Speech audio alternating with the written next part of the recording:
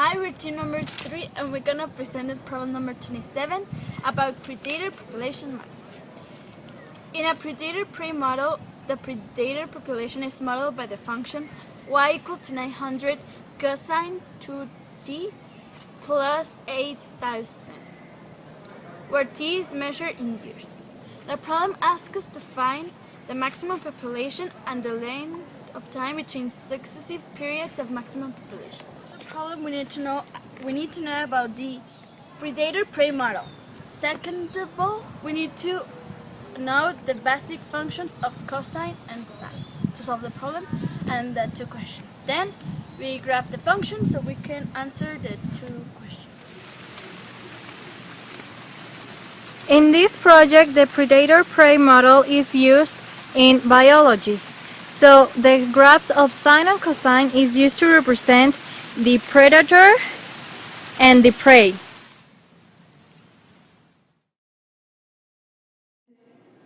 So in order to solve the problem, we have a function that is of cosine, and we have to identify each of his components.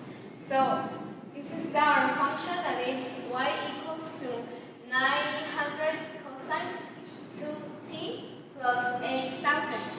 So we are going to identify each variable.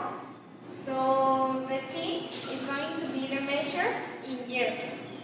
Then we have 900, that is the amplitude. So this is going to be our max population.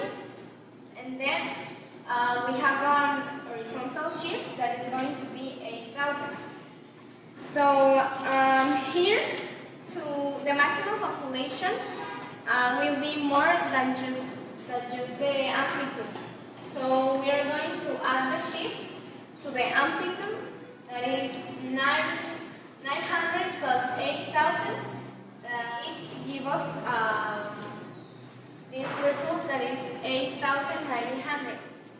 So the answer to the first question is going to be 8,900, that is the max population.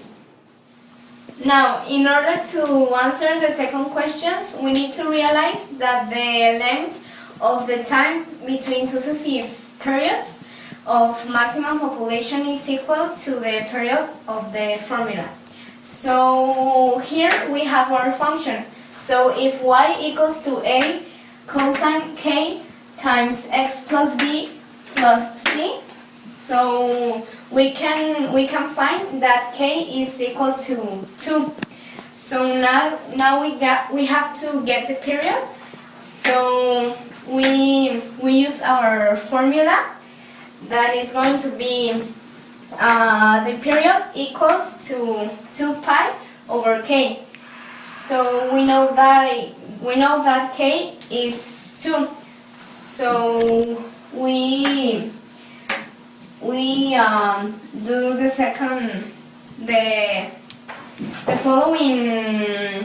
following procedure, that is 2 pi over 2, that is equal to 1 pi.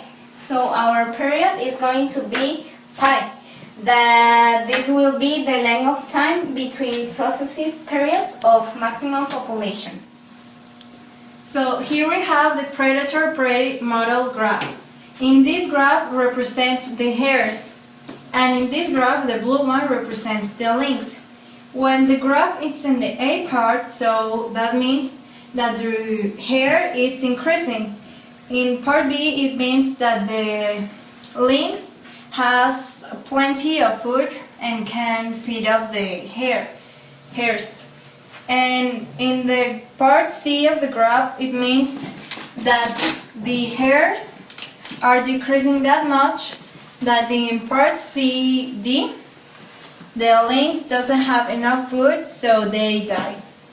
So the conclusion for this problem is that the predator-prey model is also used in engineering and physics.